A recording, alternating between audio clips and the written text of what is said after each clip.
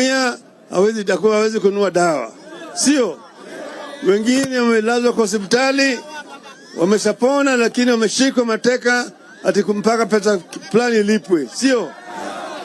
Wengine alikufa, maiti imeshikwa, tekwa nyara, imeshikwa katika mortuary, ati mpaka pesa itolewe ni maiti ifunguliwe, sio? Si aibu hiyo? Suluhu inaitwa Baba Care. Semeni Baba Care. Baba Care. Baba Care. Baba Care. Baba Care itahakikisha kwamba kila Mkenya iko ndani ya bima ya matibabu, ili kama ako mgonjwa anapata matibabu bila malipo, sawa sawa, hata kama hana pesa. Hiyo itakuwa wale ambao hawezi kulipa ile premium italipwa na serikali. Tumeelewana vizuri? Mnaunga mkono? Wangapi wanaunga mkono nione? Ingine ni ya kwamba kuna wale wa Kenya ambao ni maskini sana, inaitwa mafukara, hoe hai, hawinde, hawana chochote, hawana mapato.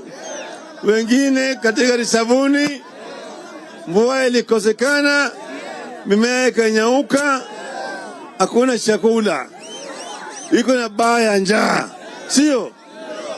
Wengine walikuwa wanaenda huko mjini kutafuta kazi, hajapata kazi. Mwingine alikuwa anafanya kazi, amefutwa kazi. Mwingine kampuni alikuwa anafanya kazi imefilisika. Hawa watu wanaumia sana. Hawa jamii tutaleta kitu inaitwa Social Protection Program. Hiyo unapata kule Marekani, kule Ulaya, kule Brazil, kule India, hata hapa kwetu huko Egypt na Namibia. Kila jamii ambayo watakuwa hawana mapato yoyote watapata kwa serikali kila mwezi shilingi 6,000.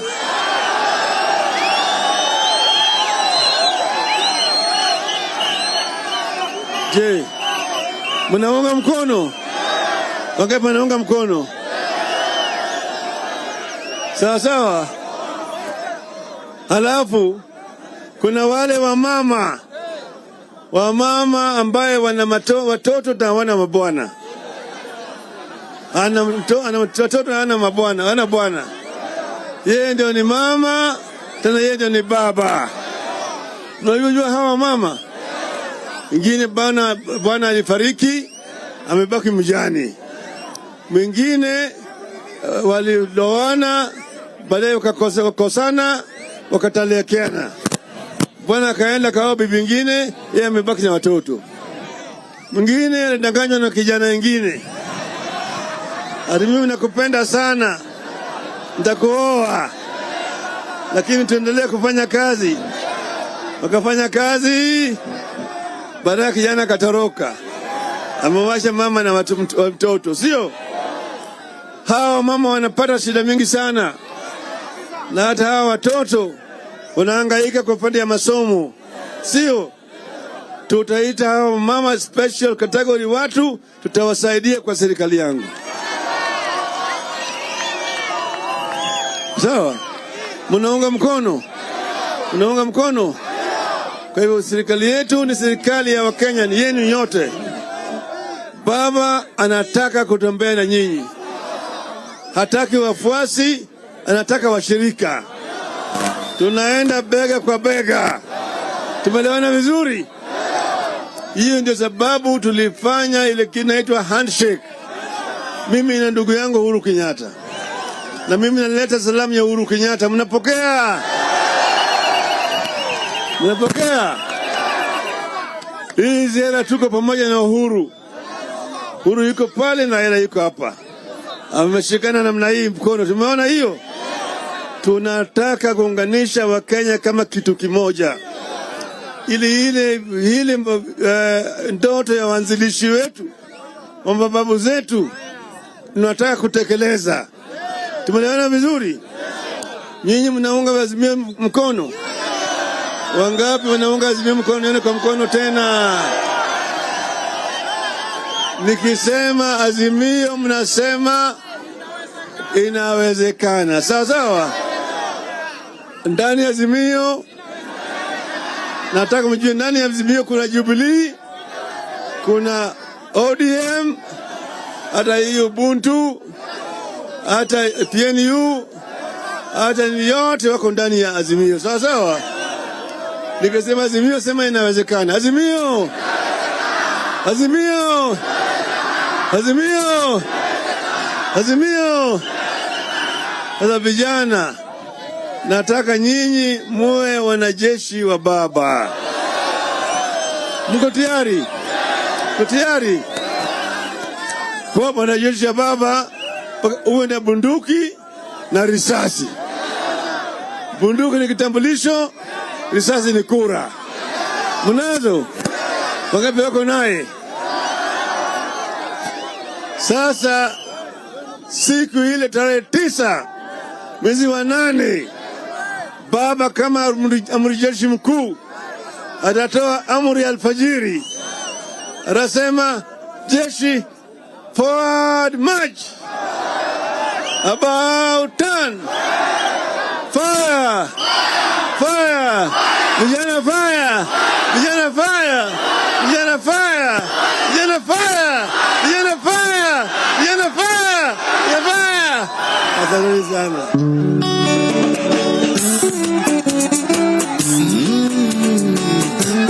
Ushira de wajeli Ogidi master Ikai mwega Mutangiri waita Namukeri magongo na manoiro Kaiore bere totinge hodwa nilu Wene yaga Twakuhoya Ito yaga Wedani na geteo Nada nyinge Sia wendo arurele Oiguano Agikuyo na mumbi Wene yaga Twakuhoya Daritale George Kamau Ibiri amaina tupros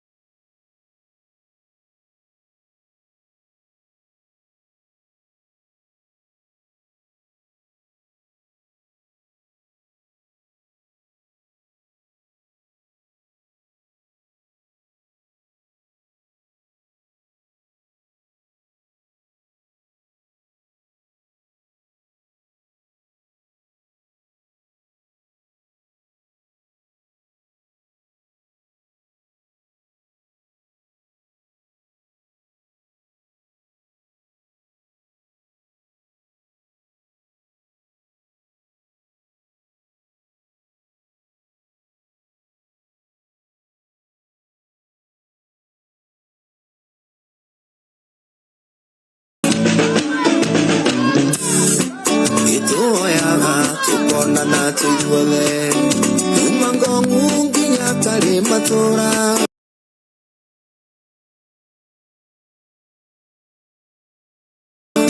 Ideo ke hanege hadira Jamba sheitana shiritu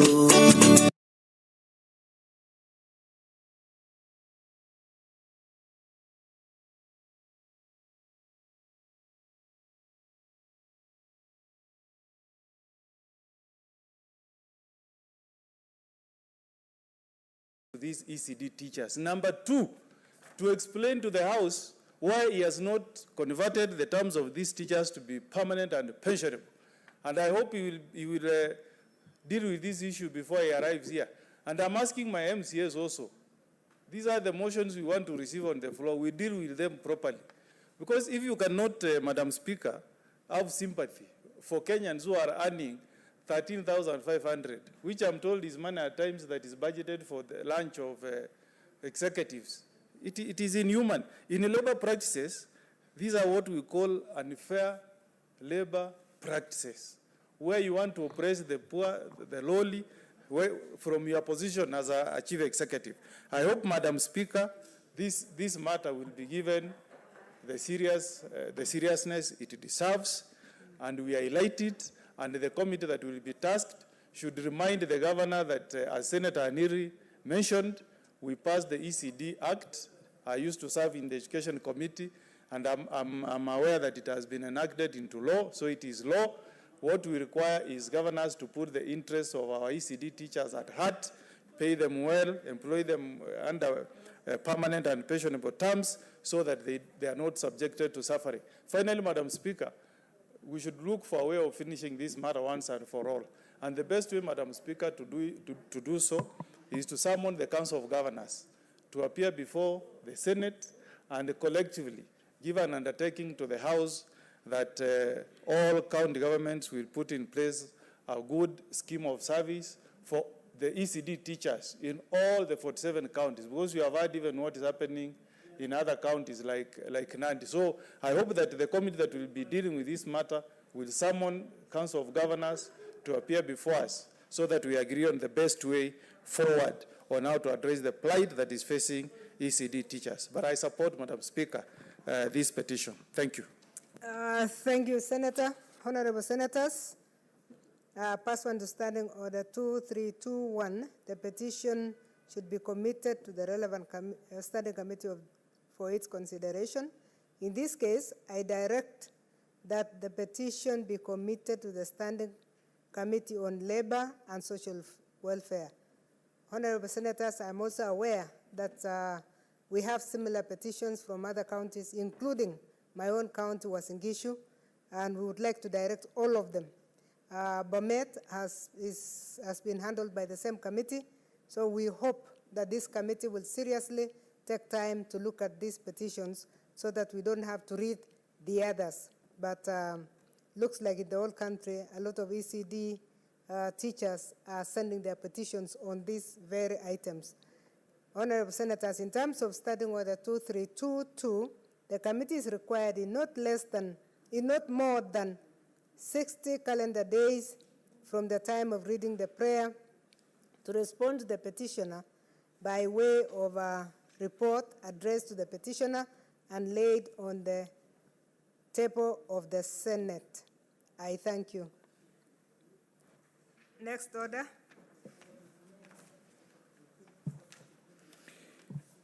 Order number 5, papers. Leader of Majority, Senator Bogisho.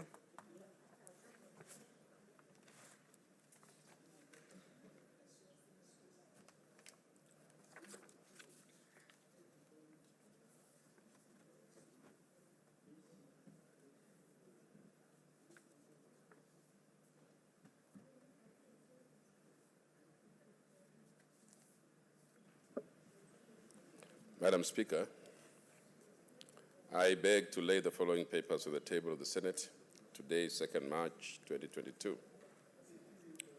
1, report of the Auditor General on the financial statement of Kirinyaga County Assembly Mortgage Fund for the year ended 30th June 2020. 2, report of the Auditor General on the financial statement Kirinyaga County Executive Car Loan and Mortgage Fund for the year ended 30th June 2020. 3, report of the Auditor General on the financial statement of Kirinyaga County Executive Alcoholic Drinks and Substance Abuse Control Fund for the year ended 30th June 2020. 4, report of the Auditor General on the financial statement of Kirinyaga County Emergency Fund for the year ended 30th June 2020. 5, report of the Auditor General on the financial statement of Rukanga Water and Sanitation Company Limited for the year ended 30th June 2020. 6, report of the Auditor General on the financial statement of Isiolo Water and Sewerage Company Limited for the year ended 30th June 2020.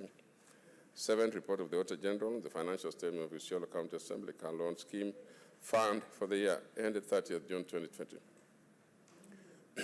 8, report of the Auditor General on the financial statement of Homa Bay County Executive Car Loan and Mortgage Fund for the year ended 30th June 2020. 9, report of the Auditor General on the financial statement of Homa Bay County Assembly Car Loan and Mortgage Fund for the year ended 30th June.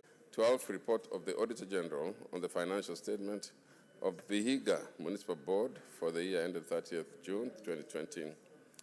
13, report of the Auditor General on the financial statement of Vihiga County Trade and Enterprise Fund for the year ended 30th June 2020. 14, report of the Auditor General on the financial statement of the Demonstration Farms Fund, KISI, for the year ended 30th June 2020. 15, report of the Auditor General on the financial statement of Gusii Water and Sanitation Company Limited for the year ended 30th June 2020. 16, report of the Auditor General on the financial statement of Embu County Assembly Car Loan and Mortgage Members Scheme Fund for the year ended 30th June 2020. 17, report of the Auditor General on the financial statement of the Embu County Youth Trust Fund for the year ended 30th June 2020. 18, report of the Auditor General on the financial statement of Siaya County's Education Bursary Fund for the year ended 30th June 2020. 19, report of the Auditor General on the financial statement of Siaya County Assembly Car Loan and Mortgage Fund for the year ended 30th June 2020. 20, report of the Auditor General on the financial statement of Kisumu County Car and Mortgage Scheme Fund for the year ended 30th June 2020. 21, report of the Auditor General on the financial statement of Kisumu County Assembly Car Loan and Mortgage Scheme Fund for the year ended 30th June 2020. 22, report of the Auditor General on the financial statement of Kisumu County Education Fund for the year ended 30th June 2020. 23, report of the Auditor General on the financial statement of Kericho County Alcoholic Drinks Control Fund for the year ended 30th June 2020. 24, report of the Auditor General on the financial statement of Meru County Investment and Development Corporation for the year ended 30th June 2020. 25, report of the Auditor General on the financial statement of Meru County Alcoholic Drinks Control Board for the year ended 30th June 2020. 26, report of the Auditor General on the financial statement of Meru County Microfinance Corporation for the year ended 30th June 2020. 27, report of the Auditor General on the financial statement of Meru County Assembly Members Car Loan and Housing Scheme Fund for the year ended 30th June 2020. 28, report of the Auditor General on the financial statement of Marsabit County Emergency Fund for the year ended 30th June 2020. 29, report of the Auditor General on the financial statement of Kericho Water and Sanitation Company Limited for the year ended 30th June 2020. 30, report of the Auditor General on the financial statement of Kericho County's Executive Staff Car Loan Scheme Fund for the year ended 30th June 2020. 31, report of the Auditor General on the financial statement of Kericho County Agricultural Sector Development Support Program 2 Fund for the year ended 30th June 2020. 32, report of the Auditor General on the financial statement of Kericho County Enterprise Fund for the year ended 30th June 2020. 33, report of the Auditor General on the financial statement of Sibo Water and Sanitation Company Limited for the year ended 30th June 2020. 34, report of the Auditor General on the financial statement of Migori County Executive Car Loan Mortgage Fund for the year ended 30th June 2020. 35, report of the Auditor General on the financial statement of Tharaka Nithi County Emergency Fund for the year ended 30th June 2020. 36, report of the Auditor General on the financial statement of Ngagaka Water and Sanitation Company Limited for the year ended 30th June 2020. And 37, report of the Auditor General on the financial statement of Imeda Water and Sanitation Company Limited for the year ended 30th June 2020. And I thank you, Madam Speaker.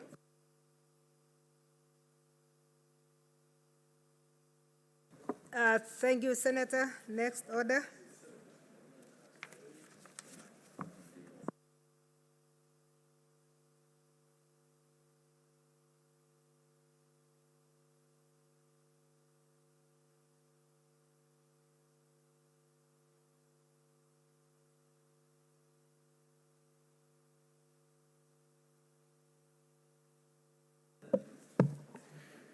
Order number 6, notices of motion.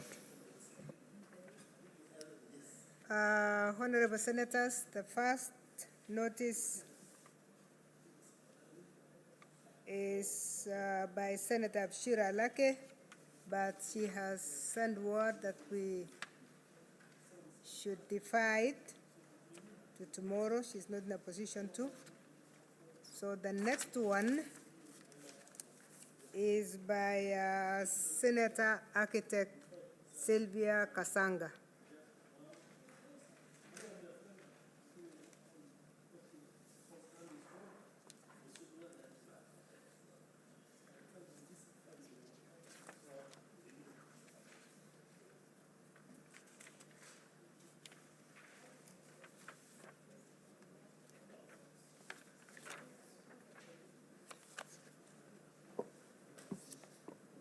Madam Speaker, I beg to give notice of the following motion that whereas Kenya is a multi-ethnic and multiracial country with rich and diverse cultural resources such as traditional medicine and foods, arts, craft, music, dances, dress, among others, aware that the Constitution in its preamble acknowledges the cultural diversity of the Kenyan people who are determined to live in peace and unity as one indivisible sovereign nation, whilst Article 11 of the Kenyan Constitution recognizes culture as a foundation of the nation, noting that while the Department of Culture under the Ministry of Sports, Culture and Heritage has been playing some of the key roles in promotion of cultural integration, formulation of policies and standards that will guide the development of culture, little information has been made available to the Kenyan public.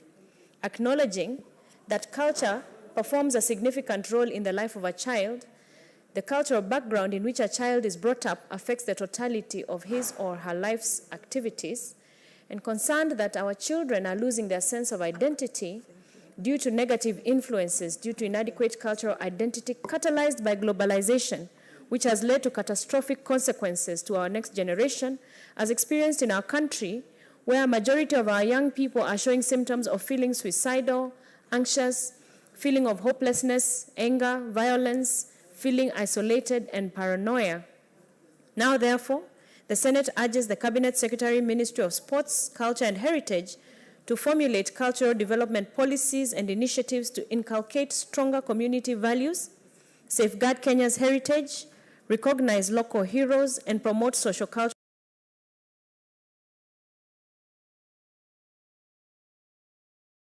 opportunities in the counties, and two, formulate strategies to create an enabling environment for protection and promotion of diversity of cultural expressions in all counties.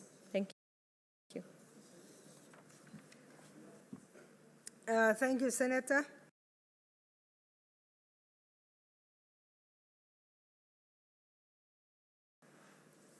Next order.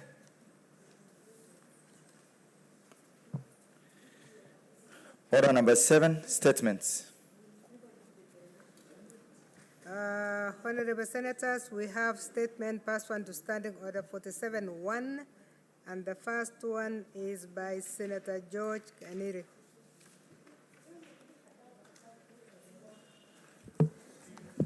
Thank you, Madam Speaker, for the opportunity. I rise pursuant to the provisions of our standing order. Senator Wario, are you on request or on a point of order, because you have not pressed the right button? Thank you, Speaker. I am on a request. I wanted to comment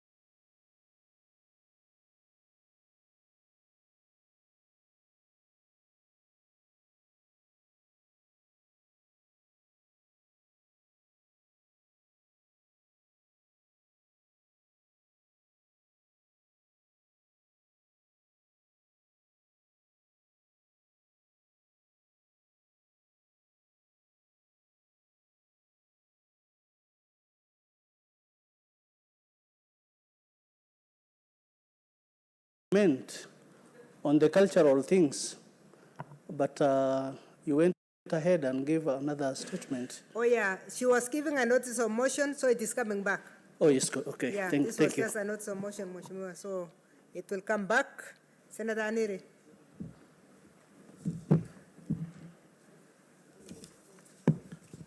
Thank you. I can see Senator Wario is really eager to go on the culture motion. Madam Speaker, I rise pursuant to our provisions of our standing order, number 47, paragraph 1, to make a statement regarding the unfavorable balance of payment status of Kenya in the international trade. Madam Speaker, Kenya is an important player in the global international trade. It is an important gateway to East Africa through the port of Mombasa and is set to play even bigger role through the Lamu port, South Sudan, Ethiopia transport, that's the LAPSET corridor project. Other important international trade partners to Kenya in terms of volumes of goods and size of transactions are China, which is the leading one, Madam Speaker, number 1 on the list, Britain, United States of America, United Arab Emirates, Saudi Arabia, among others. Madam Speaker, in the year 2021, Kenya's total export earnings stood at 739 billion Kenyan shillings. This is in the year 2021. Madam Speaker, this is quite impressive and goes to show that we have very good potential as a country. However, Madam Speaker, what taints these impressive figures is that 60% of these export earnings was spent in importing China-made goods alone, not including imports from other countries that Kenya trades with.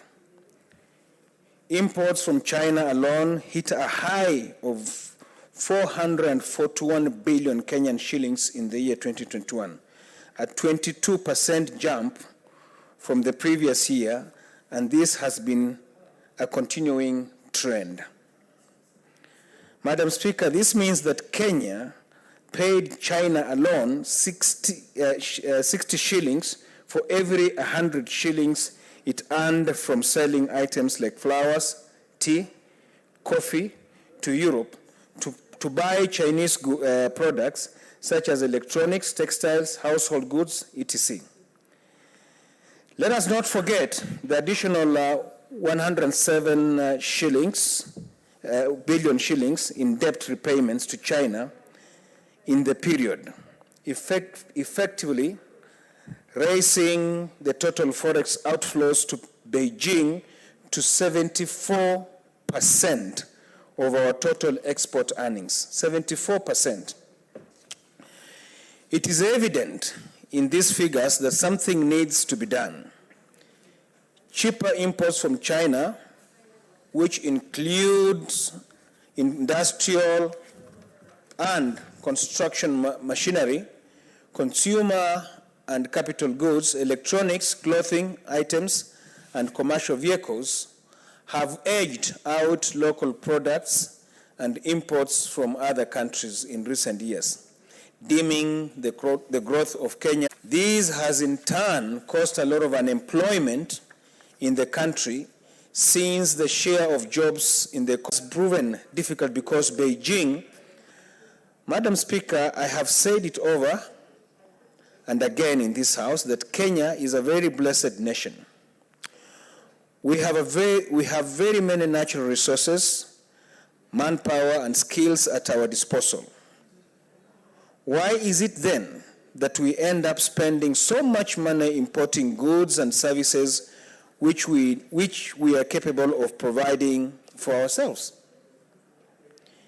It is to see our youth languishing in poverty and wasting away because they have no way out. We have the ability to empower our youth to do the very jobs that we are outsourcing. Through this, we will not only promote our industries, but also remove our people from the grips of poverty and hopelessness. Madam Speaker, one of Kenya's biggest imports is petroleum. In the year 2012, there were plans to start a petroleum development levy, a stabilization fund, and to build fuel tanks as long-term solutions to fuel importation. How far are we with these plans? It is a shame that we spend billions of shillings on resources that we as a country have the capability to produce and provide for ourselves while our people die in poverty. When we outsource the Chinese to build our infrastructure, they come with their own manpower. Madam Speaker, even China is doing everything possible to empower their country. Why can't we follow suit? I am certain it is not because Kenyans do not have the ability, but because we have not provided the proper opportunities and conditions for them. Look at the companies such as those in the EPZ. They produce high-quality clothes, which they export to other countries. These same clothes are then imported back to the country at double the price that they were exported. The same happens to agricultural products such as coffee.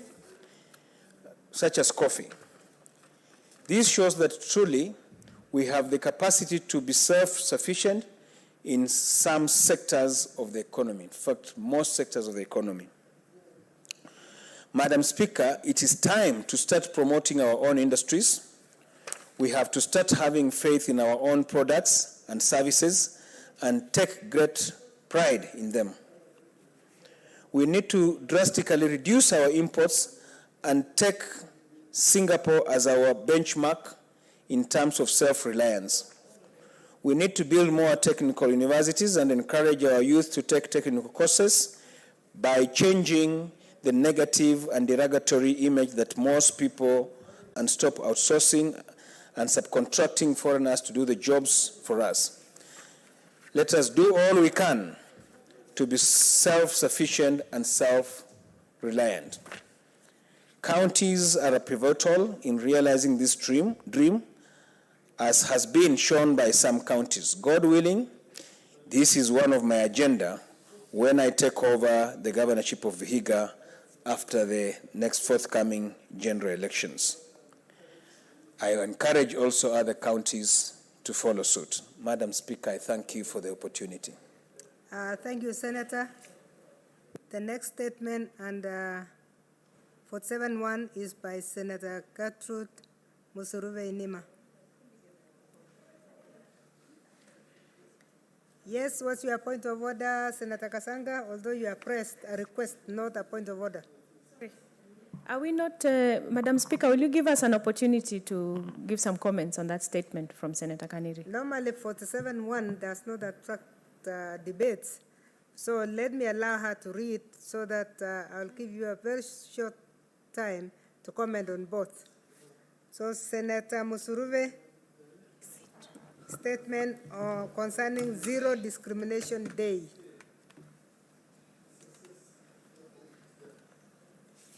Please assist her with her statement.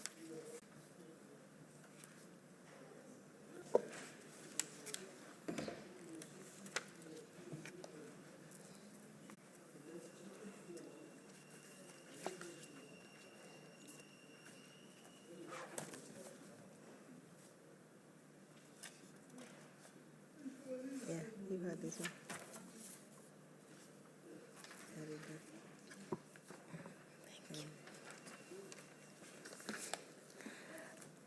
Thank you, Honorable Speaker, for this opportunity. But kindly just allow me to make a comment on... First. Thank you, Honorable Speaker. Honorable Speaker, I rise pursuant to Standing Order 47-1 to make a statement on an issue of general topical concern on Zero Discrimination Day. Honorable Speaker, it is an annual day celebrated by the United Nations, UN, and other international organizations every 1st of March. The day aims to promote equality before the law and in practice throughout all of the member countries of the United Nations. Zero Discrimination Day highlights how people can become informed about and promote inclusion, compassion, peace, and above all, a movement for change. This day is celebrated to mark the right for everyone to live a full and productive life and live it with dignity. The theme for Zero Discrimination Day this year is remove laws that harm, create laws that empower. This theme is last year's theme, that is End Inequalities. This is 2014. Honorable Speaker, throughout the globe, there are millions of people who suffer silently as a result of discrimination. There are those that live with HIV and are overtly discriminated in many ways, which are in solidarity with this year's theme, UNAIDS is highlighted to act against discriminatory laws. There are people who have cancer and some who are cancer survivors. Discrimination, even at their places of work, is real. Most of them hardly get promotions at their place of work. However hard they may work, they are viewed as employees whose lifespan is short-lived. People with disabilities are equally discriminated in instances when they are holidays. Honorable Speaker, in all these instances, such kind of discrimination deny people human rights, fundamental freedoms, and undue restrictions on how they live their lives simply because of who they are or what they do. States have a moral and legal obligation to remove discriminatory laws and to enact laws that protect people from discrimination. Everyone has a responsibility to hold states accountable, call for change, and contribute to efforts to remove discriminatory laws. Kenya is a signatory to international laws that seek to enhance human dignity and equality for all. For instance, the Convention on the Rights of Children that was adopted in 1989 and came into force in 1990, the Convention on the Rights of Persons with Disabilities, which Kenya signed and ratified in 2008, the Abuja Health Declaration of 2001 that seeks to ensure everyone, regardless of race, gender, ethnicity, has the highest attainable standards of health, among other laws. These laws are enshrined in the Constitution of Kenya, 2010, Article 28, 54, and 43(1), respectively, which we must all seek to defend as leaders. Honorable Speaker, as the world celebrates this day, it is important to note that women are equally discriminated in politics and governance. In many parts of the world, especially Africa, very few women have managed to rise to the very top. Many parliaments have not been able to adhere to the not more than 2/3 gender rule, and women are underrepresented, each contributory factor, which is compounded with a lack of monetary component to help women secure political positions, and people with disabilities are disadvantaged more than thrice. Their physiological makeup, lack of resources, lack of adequate security, heightened by the negative societal perception, make it extremely difficult for persons with disabilities to catapult in politics and governance. Honorable Speaker, as we mark this day, I would like to urge legislators nationally and globally to make a deliberate attempt in ensuring that they take urgent action in ending all discriminatory laws and replace them with laws that foster and enhance equality and equity for all. I call upon all levels of government, both national and county, to ensure availability of opportunities and socioeconomic resources in both levels of government to enhance human dignity and promote parity among all people despite their gender, race, ethnicity, and physical or mental state. Happy belated Zero Discrimination Day, everyone. I thank you. Thank you, Senator. Honorable Now Speaker, give you kindly. 2 minutes to comment on Senator Aniris, then I'll give Senator